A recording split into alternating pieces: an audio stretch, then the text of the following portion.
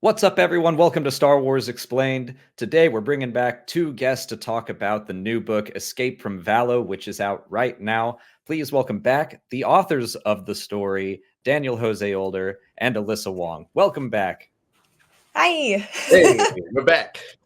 So we're talking full spoilers for the book today. So if you haven't read it yet, turn back now. And I'm going to dive right in. I just want to say that I loved Ram as basically Batman at the start of this book. I already love Ram. He is a standout character to me. But the gravelly voice, the Scarlet Skull, was so delightful to start off with.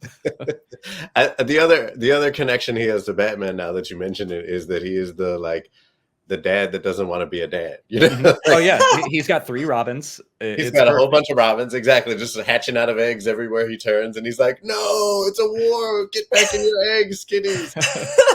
much like Batman, and that's so true. But I think that's the ultimate challenge of kind of Jedi-ness is like, there's so much you want to do in the world, but you also have to take care of other people while you're doing it, no matter how rogue you want to be. Or maybe that's the path you walk away from it, like some other characters. But Ram is like, okay, we're doing this, so let's do this, but it's very stressful for him. Yeah. But he's always so much fun to read. I relate to him so much. I thought he and Wreath in Midnight Horizon were perfect because I also really relate to Wreath. Like they just kind of want to be alone with their books or with their machine parts, but Totally. they formed such a bond, became Scarlet Skulls, so to speak, and then him taking on that persona was so much fun. I mentioned in our last talk that you both have this very kind of chaotic style when you write. I'm curious if either of you have a past or a history playing Dungeons and Dragons or other tabletop games. No, my wife does. I know. Alyssa, do you? I do, but I think not D&D, but more like Powered by the Apocalypse kind of games. Like Monster Hearts is really fun. I feel like you have to have a really solid group for Monster Hearts, which is basically like what if a monster supernatural YA romance novel, and you're playing a bunch of teenagers who are all monsters. And you're trying to figure out what you're doing. So that's really fun. But no, I mean, Well, that. I asked because I'm fairly new to it. I've been playing for like 3 years, but my game master, he just tends to create storylines very similar to yours. So much to the point that V18, every time he pops up, I'm like, that's that thing. Like we basically have a sentient stove, for lack of a better word, that keeps getting upgraded with like jetpacks and weapons and stuff. And I'm like, yeah, that's V18. That's so funny. And reading through Escape from Valo, also, I was like, this just feels like D&D in the sense that you're bouncing ideas off of one another, obviously, and just kind of following the rules of improv. It feels very yes and where you're just escalating things to this very wacky, fun point. That's very astute because Alyssa does have a background in game writing. Oh, that's right. I do. Not that I forgot. So between the two of us, I think those probably are secret influences because I did comedy improv for all 4 years of college. And it's clearly influenced a lot of my writing because that's a lot of the vibe of, what it is. Yes. And I think we did that for each other. Like I said in the last interview, we were able to know each other, which I think is a really important part of the process. But we were also so excited about what each other was doing that it was usually like, yes. And then it built. Mm-hmm. Absolutely. Daniel would send something and be like, here's what I'm thinking. And I'd be like, yes. So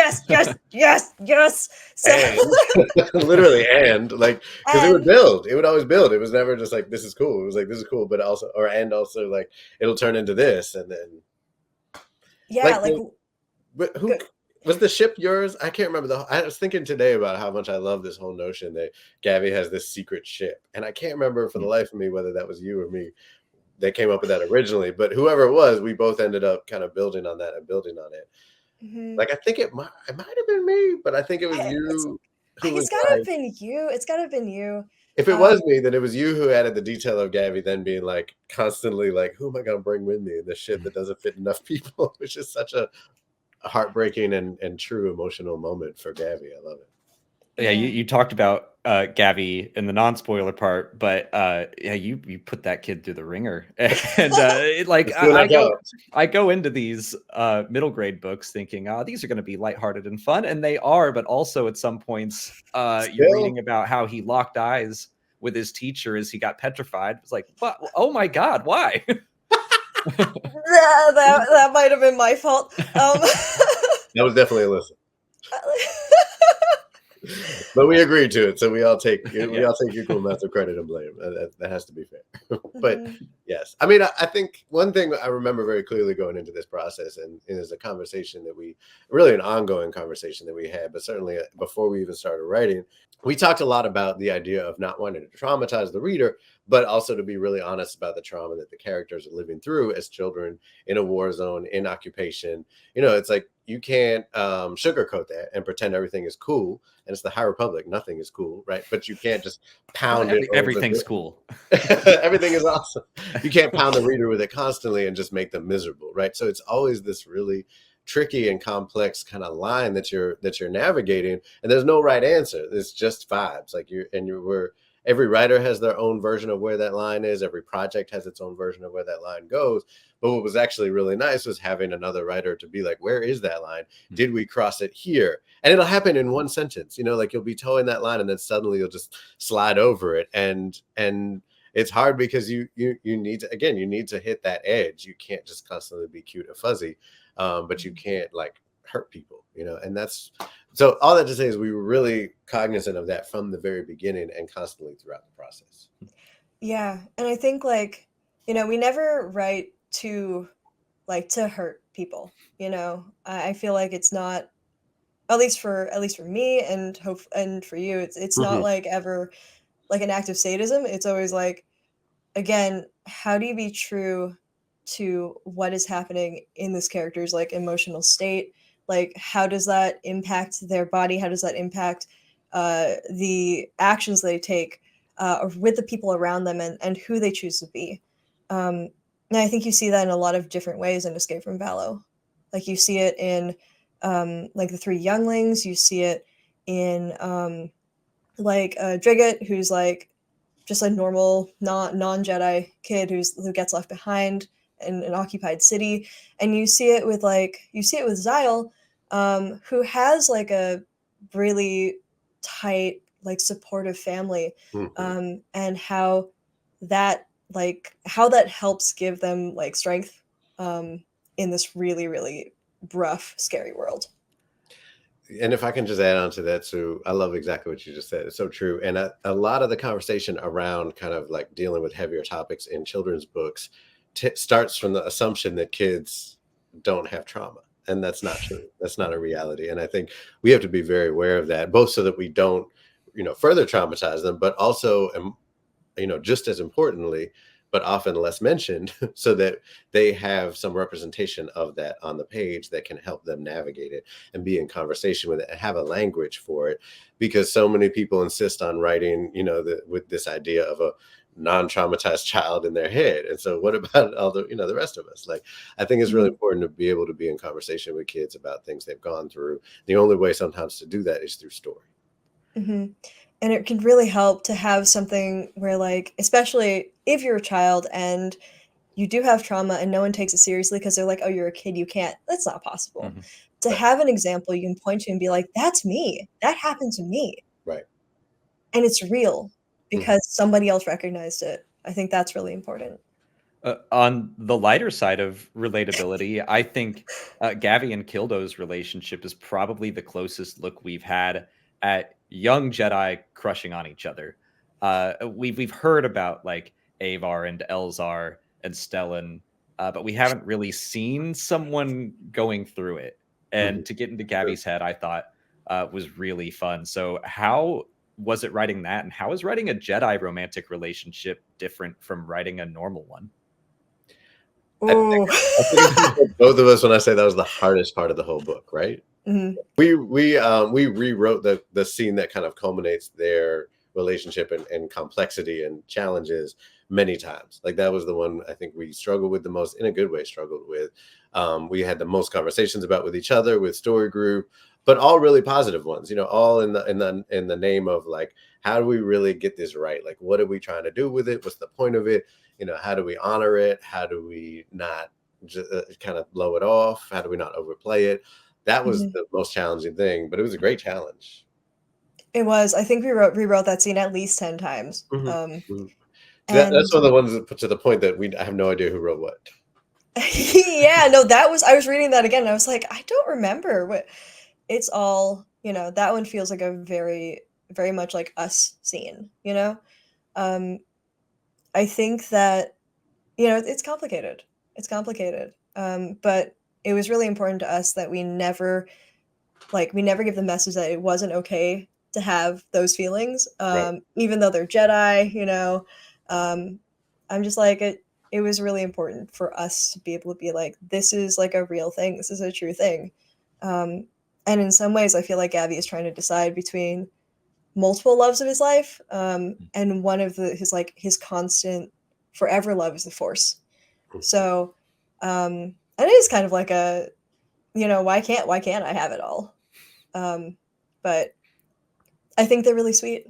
I love them, and we really wanted to be able to write about, like, you know, young queer love, and that's not necessarily something that we've seen a ton of, like among Jedi. So yeah.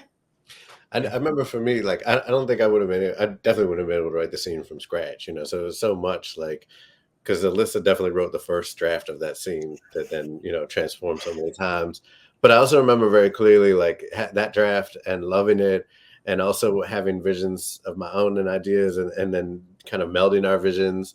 One thing for me that kind of clicked after many back and forths was the notion of the different kinds of love that we have for each other. And I love that Star Wars allows for that conversation to be so deep. But the notion of like two people loving each other face to face versus two people loving each other as they look out into the world side by side.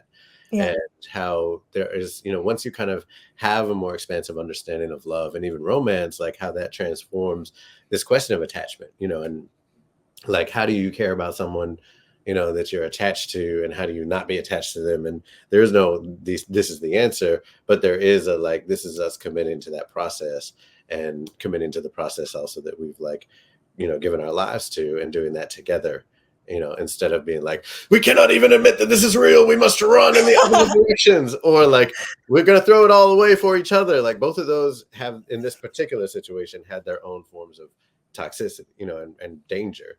And we wanted to kind of like just let them kind of explore that without just cutting off every option at the root. I think this book and Race to Crash Point Tower both did a great job of exploring the difference between like possessive attachment and connection, which I think can be misconstrued in Star Wars a lot. But I thought, I would have never guessed that took 10 drafts. It read very clearly and very well. Yes. Yeah, I think we spent a lot of time talking about attachment and what it means. And I think for me, like, attachment and non-attachment is like, for me, non-attachment is being able to love freely, and fully, and understand your feelings rather than shut it out. And also to be able to, you know, to let it go if you need to, like, I don't know. It's very sweet, and for me, like, non-attachment isn't just closing that door. Right. It is looking at it and being like, I know what you are, and I accept this. So, yeah. Great. I think another aspect of the Jedi that I really liked seeing in this book was them as part of the community on Valo, especially in flashbacks. But, you know, in the prequels, we mostly see the Jedi centralized on Coruscant, not really out and part of the galaxy. But in this one, Gavi's waving to neighbors. His best friend is a non-Jedi that he goes and visits, and he's called, like, his Driggett's mother calls him her Jedi son. Stuff like that was just really fun and interesting to see. So how was it exploring that side of the Jedi? That's something I also feel really strongly about. I think that in order to serve a community, you have to be part of that community. You have to understand what's going on, and you have to know the people, or else you're just rolling in and you're like, hey, I don't know what your situation is. I'm just going to drop all these like sanctions on you. Bye. And I'm not about that. I think that as we were talking about what it means to like write Jedi on Valo who are like trying to save Valo, it seemed odd to not have like the people of Lanisa City in the story. And so we really wanted to push that forward and be able to like be able to feel that and be able to know them the way that we want to know these Jedi kids. Totally that. And then I think on top of that, there's so many interesting conversations about staying and leaving that these characters are having with themselves and with each other, you know, throughout. It's fun. I was reflecting on how hilarious it is in a way that the name is of the book is Escape from Valo. And the ultimate arc of one of our most important characters is to not escape from Valo, you know, and like how important that is that, you know, he really gets to this place where he's like, this is my home and my move right now is to stay. And, you know, not that there's a right or wrong answer, you know, each of them really has to find their path. But I love that we just have this opportunity to have both Jedi and non-Jedi, all of who consider Valo home, to deal with the really difficult and impossible choice of like, what do you do when you're under siege? And, you know, the place that you call home is no longer safe for you. And that there's just a lot of choices and they're all wrong and they're all right at the same time. And it's unfair, you know, and everyone suffers for it. But they also, you know, find their form of home no matter what. Speaking of potentially wrong choices, Driggett's trajectory completely surprised me. Oh, good. I couldn't think of a really thought-provoking question for this, so I'll just ask why? Why would you do that? Like it just, I was like, for sure she's gonna come back and help the kids, but nope. That's a great question. I hadn't even thought of that. I guess I knew from the beginning that she wouldn't. So maybe that. But you're right. It kind of looks that way, and then Alyssa. Yeah. Oh, my girl, my favorite, my baby girl. Yeah. I mean, speaking of attachment and non-attachment, I think there's that bit at the end where Driggett is using like the Jedi techniques of being like, I'm gonna focus on this thing and I'm gonna hold it and I'm gonna let it go. But that's like a really toxic form of like practicing non-attachment. She's like, I'm just gonna throw away everything that I've ever cared about so I can get this done, and that is dangerous. I think that for me, Driggett is a character who kind of represents the kids who are stuck in really awful situations and there is no good way out. And so I really wanted to make sure she was sympathetic, and that you can tell that she's trying to find a way to do the right thing in her own way, and that the pressure is just of trying to hold everyone together is just crushing her. So yeah, I mean, she makes a choice at the end. It's a really, really gnarly choice. And I think that we'll see where that takes her going forward. I love that arc so much too. And I think throughout the book, you see a lot of conversations about attachment also happening in the non-Jedi characters. And with Driggett particularly, there's a way that she's letting go, but it's rooted in holding on at the same time too. Like she's holding on so tight. And her kind of final moment compared to Gavi's they're so close together because they're best friends, and there's also like polarities apart. You know, Gavi really finds this place where he's like, this is what letting go means, and this is how I can let it make me better, you know, in so many ways.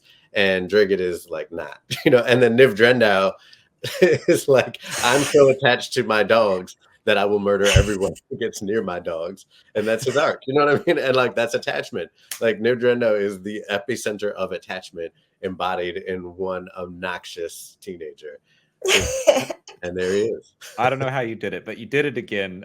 Next question is about Niv Drendow. Do you think in another life he and Tep Tep would get along? Because they both seem to love monstrous animals. 100%. Absolutely. Yeah. Besties. I think they would be good friends. I think they'd be monster besties. You know, and Tep Tep's just a little ray of sunshine. I think she would just, you know, so bright, and she loves animals so much. I think they get along. Absolutely. She'd win him over. Yeah. I thought it was really interesting to see someone so attached and loving with the nameless. That was a fun introduction. I look forward to seeing where Niv Drindau and Drigget go in the High Republic adventures. We have not seen the last of either of them, and Dave Drenda, both of them really, but they've like just taken such a life of their own since writing this book. And I don't think either of us set out to write them as like characters that we were necessarily going to follow throughout the rest of phase 3, but they have popped up already in so many other things that I'm like trying to keep track of them as wild as they go in their different directions and similar directions and everything else. So that's been one of the true pleasures of this, is like just coming up with all these new characters, with Alyssa, and then seeing them grow and passing them on to other writers and everything else. So there's a lot ahead in store for our little friends and enemies. Oh yeah, no, 100%.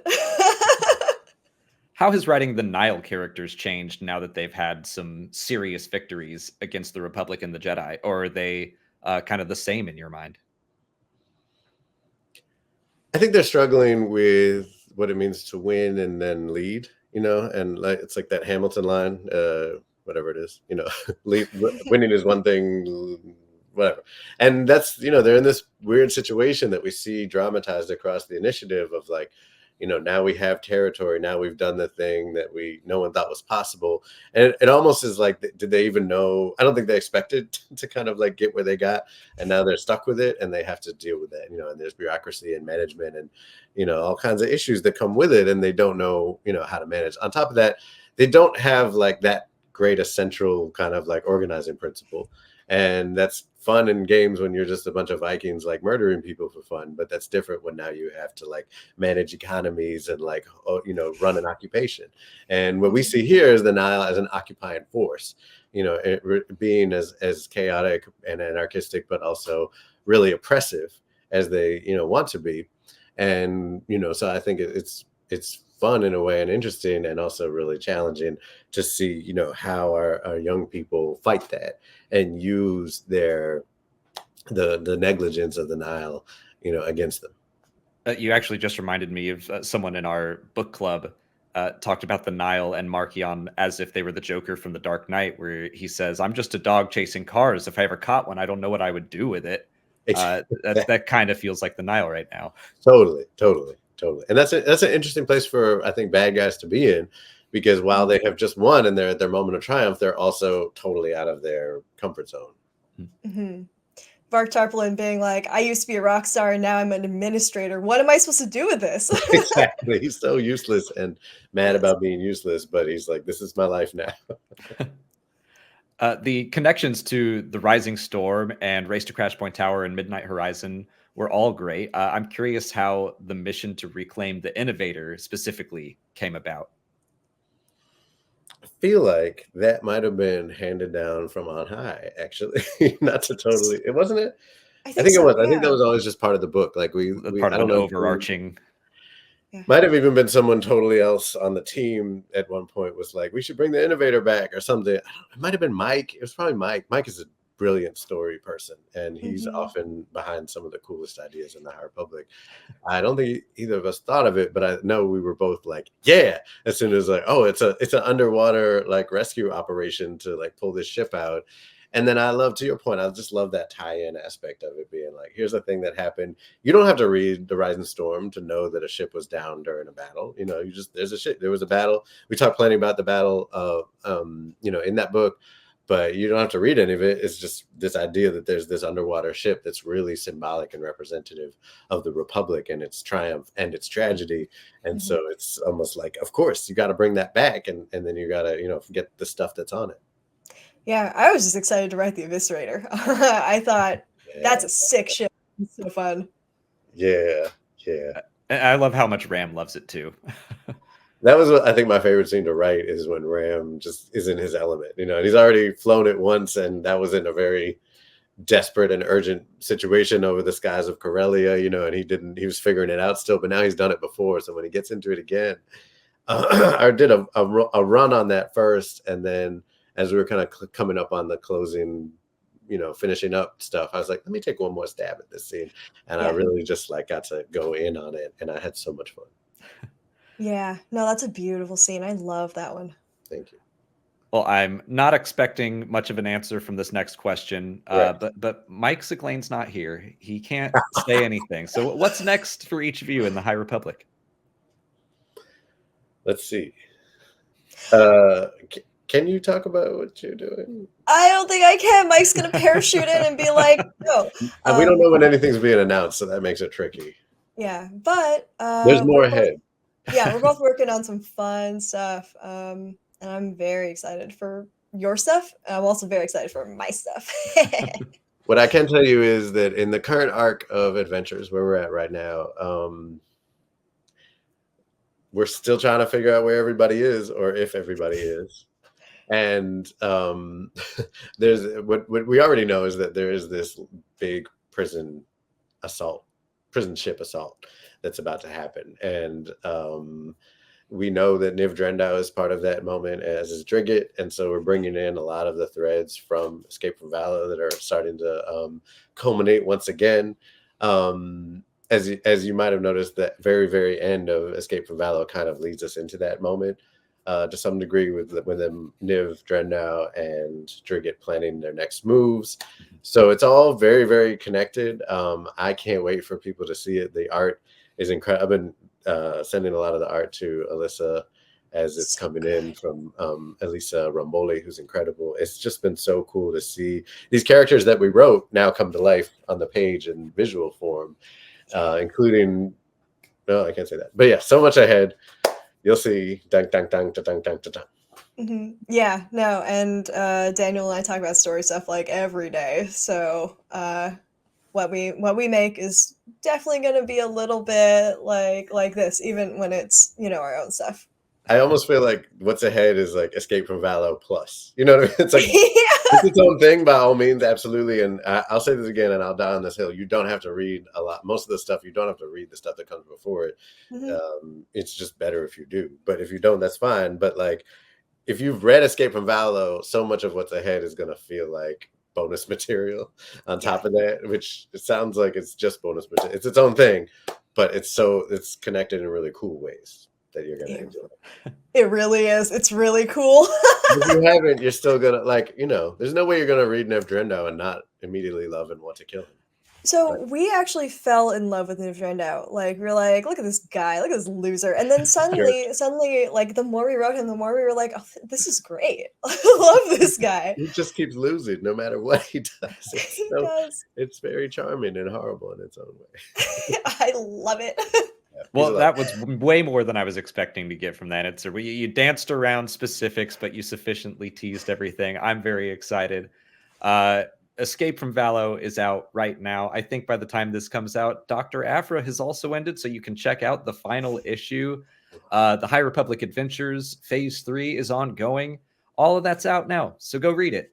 But for now, where can people find you online? And what other stories would you recommend for Star Wars fans? DJ Older on Twitter, Daniel Jose 1 on Instagram, Daniel Jose Older on Substack. DanielJoseOlder.net is my website where all of this stuff can be found, including classes on writing that I teach and all my different books. So go there and find everything I've written and buy it. Yeah, I'm on Twitter at Crash Wong. My website is crashwong.net. And if you like Drigget Parse, read The Fisher Queen, which is a short story. It was my very first published short story. And it was nominated for like everything. Here we go. But yeah, that one's about the dark side of the mermaid fishing industry on the Mekong River. So yeah, go find it, go read it. It's fun, I guess. Well, great. Thank you both for taking some time out of your busy schedule to talk with us. And thank you all for watching, and may the Force be with you.